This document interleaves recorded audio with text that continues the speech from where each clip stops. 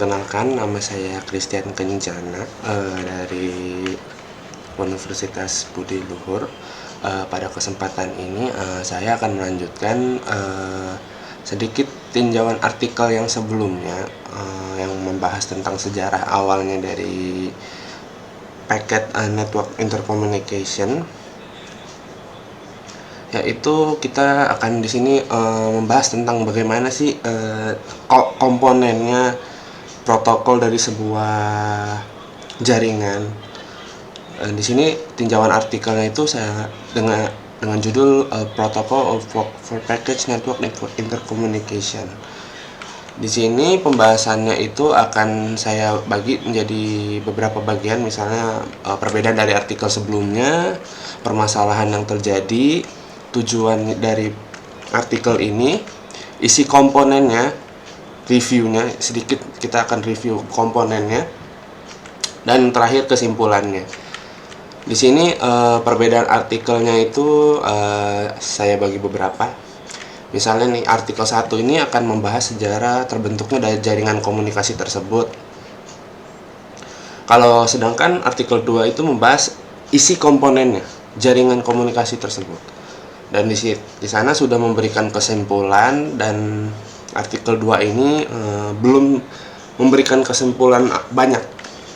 Yang ketiga, artikel 1 itu membahas berbagai permasalahan berdasarkan dari kemampuan jaringannya itu sendiri. Jadi permasalahan yang ada di dalam arsitektur jaringan itu dapat dilihat dari artikel 1.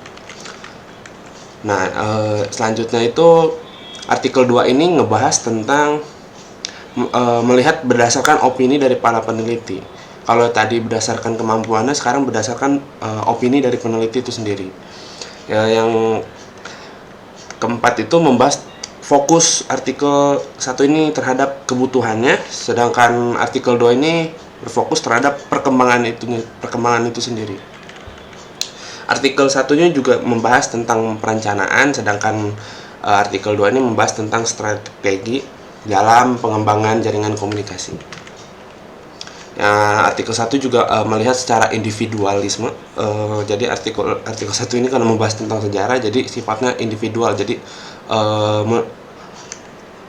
karena artikel 1 ini ditulis kalau nggak salah oleh 2 orang atau 3 orang, sedangkan artikel 2 ini berkelompok, jadi dia banyak sekali orang yang terlibat sekalipun nggak langsung menulis artikel tersebut. Permasalahan yang terjadi di artikel 2 ini membahas tentang implementasi jaringannya, bagaimana protokol internet ini dapat berjalan pada jaringan yang sama. Yang ketiga ini, mekanisme layanan jaringan ini masih dianggap belum sempurna dan harus dikembangkan lebih lanjut sih, karena sifatnya itu nggak terlalu inkonsisten, nggak terlalu konsisten. Jadi karena ini adalah sebenarnya lanjutan dari artikel 1. Yang keempat ini membahas bagaimana perubahan signifikan pada arsitektur dan komunikasi jaringannya. Jadi arsitektur ini dan komunikasi jaringannya ini akan ada perubahan, karena dari artikel 1 itu ngebahas apa sih yang bakalan terjadi di artikel 2 ini. Nah, di sini juga akan ada pembahasan seperti masalah pengelolaan komunikasi jaringan itu sifatnya GUI, layanan antarmuka grafik user interface. Tujuannya sendiri itu juga untuk menyediakan komunikasi jaringan dengan kebutuhan yang pas atau lebih baik. Yang kedua itu pengelolaan jaringan itu dapat berulang-ulang, dapat dipakai terus secara menerus ke depannya.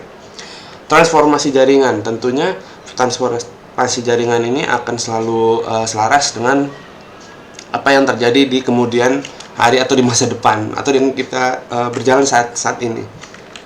Yang keempat itu protokol jaringan baru. Pastinya tentu akan ada protokol jaringan baru karena ini di tahun yang 1980-an lagi.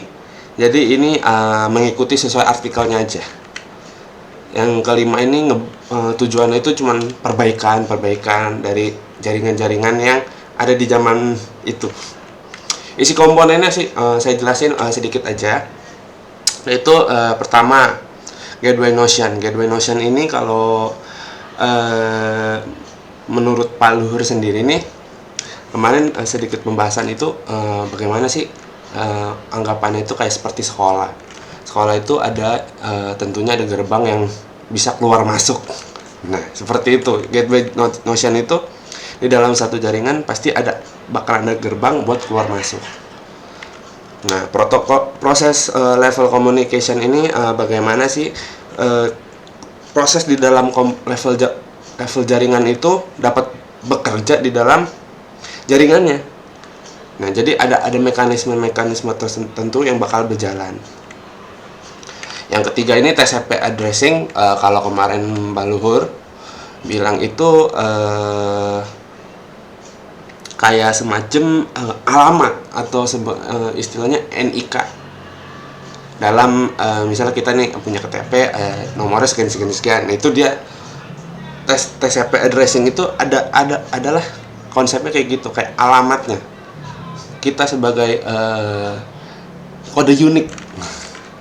Port addressing ini sebenarnya mirip-mirip, cuman ini berbentuk sebagai penghubung layanannya itu sendiri. Jadi layanannya ini bekerja berdasarkan addressing ini.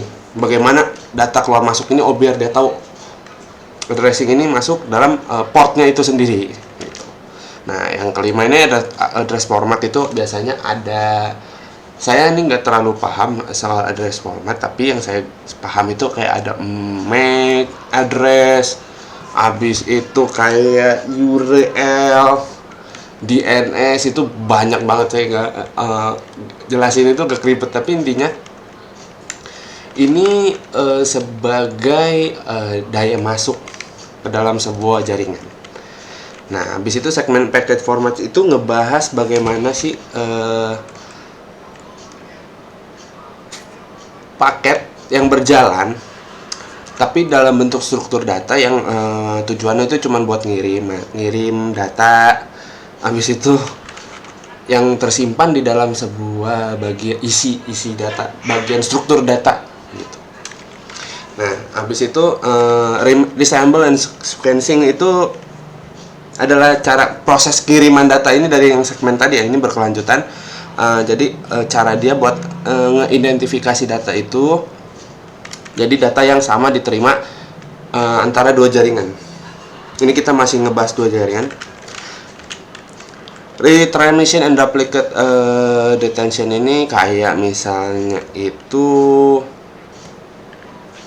proses buat memastikan bagaimana sih data ini dapat diterima dengan baik.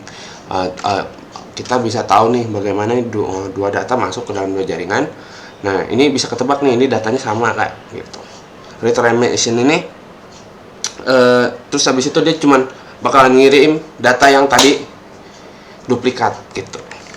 Nah, flow control ini cara kontrol yang seperti kita tahu kayak kecepatan data, cara pengiriman datanya sih, kecepatannya.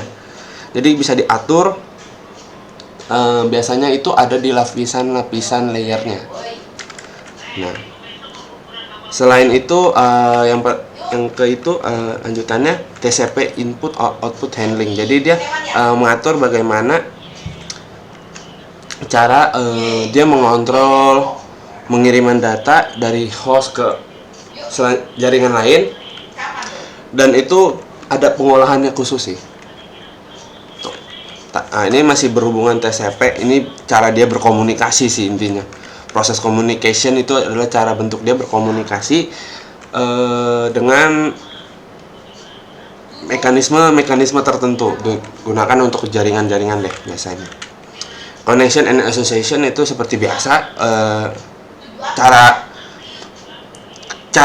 kita nih sebagai komunikasi ini dapat ada berhubungan ya. Ini kita ngomongin dua jaringan, jaringan satu dan jaringan dua itu masuk ke dalam salurannya, dan bakalan nanti terjadi koneksi yang lebih banyak nanti ke depannya. Misalnya nanti jaringan satu ini bisa nyambung ke jaringan 3, jaringan 4, jaringan 5 gitu.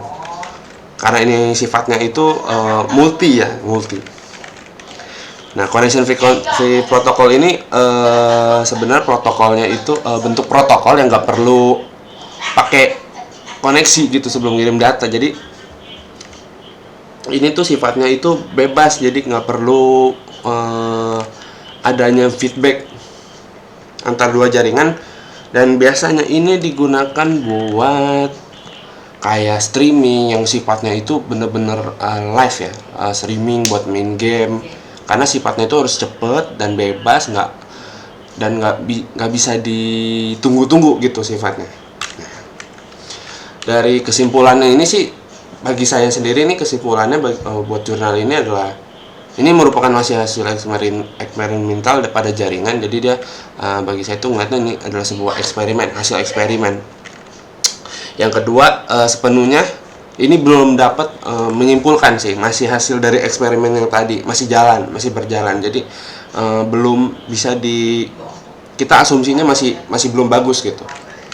Yang ketiga ini pastinya perlu pengembangan lebih lanjut. Yang keempat itu semua penjelasan ini pada komponen jaringan ini saling terikat, karena di dalam misalnya tadi kayak misalnya gateway notion, process level itu, TCP dan lain-lain itu saling nyambung.